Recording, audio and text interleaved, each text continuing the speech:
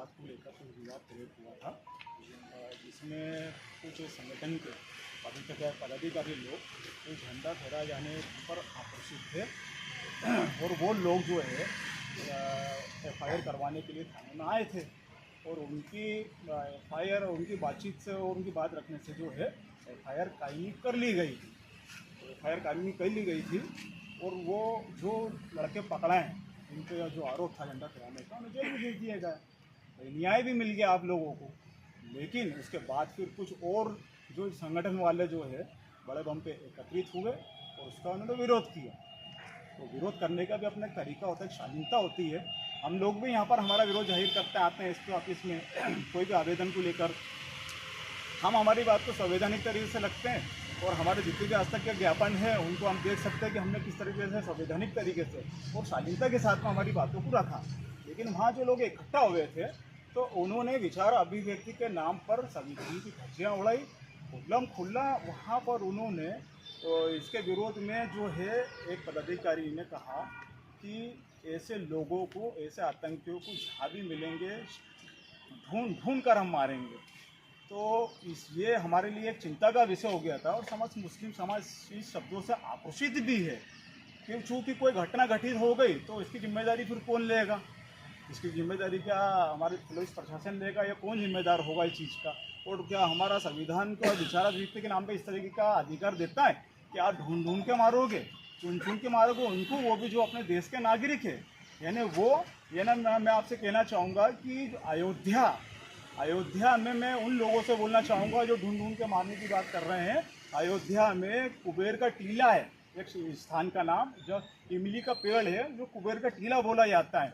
वहाँ पर एक हिस्ट्री देखना, आपने पढ़ना, जो आर्कियोलॉजिकल सर्वे ने टांग के रखी है, जिसमें मौलवी आमिर अली और बाबा राम शरण दास दोनों की हिस्ट्री, जिन्होंने अंग्रेजों के खिलाफ में जो है जंग आज़ादी का आगाज़ वहाँ से किया था, उनको अंग्रेज़ों ने दूसरों को हिदायत देने के लिए, डर बैठाने के लिए फांसी के एक फंदे पर टांग दिया था कि लोग इबरत ले कि हमारे खिलाफ कोई नहीं जाए। आज वो एक फांसी के फंदे पर दोनों को टांगा गया। कहने का अर्थ ये है कि हमारे हिंदू मुस्लिम भाई ने एक कांधे से कांधा मिलाकर देश को आज़ादी दिलाया। क्या इस दिन के लिए दिलाया था कि हम आपस में लड़ें? आप अपने ही देश के नागरिकों को बुरा बुरा बोले इस दिन के लिए? कतई नहीं काम, मैं इसके कंडेम करता हूँ। वहाँ पर यदि आपको रखना है तो आपको नाराज़गी थी कि किसी ने फिलिस्तीनी झंडे फहराए, तो आप उसके अगेंस्ट में वहाँ पर इजराइल के झंडे फहरा रहे हो, उसके इजराइल के झंडे फैला रहा हो, उल्टे सीधे नारे लगाकर उत्तेजित कर रहा हो।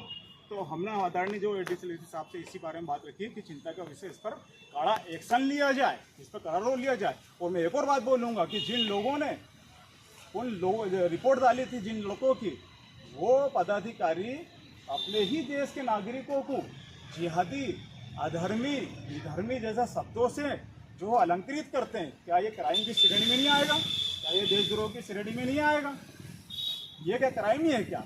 आज हम देखेंगे उत्तर प्रदेश में योगी जी ने आज फलों की दुकानों पर लिख दिया, वो आदेश जारी कर दे कि अपने अपने नाम लिखो। अलग अलग देश को विभाजित करने की बात की जा रही है। क्या ये क्राइम की श्रेणी में नहीं आएगा? आप लोग यहाँ आवेदन देने, ज्ञापन देने नहीं आते, यहाँ आक्रोश जाहिर नहीं करता अपन लोगों का, यहाँ आक्रोश जाहिर करो। मैं चाहूँगा, मैं स्पष्ट बोलूँगा कि हमारा हिंदू समाज जो है सबसे ज़्यादा पढ़ने लिखने में आगे है।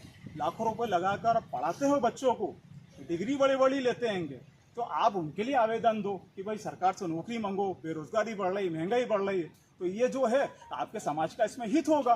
बस अपने ही देश के नागरिकों को, यानी शुद्ध भाषा में बोलूँ, माइनॉरिटी को नीचे दिखाना और अनर्गल बकना, ये हम कतई बर्दाश्त नहीं करेंगे। किनके खिलाफ किया?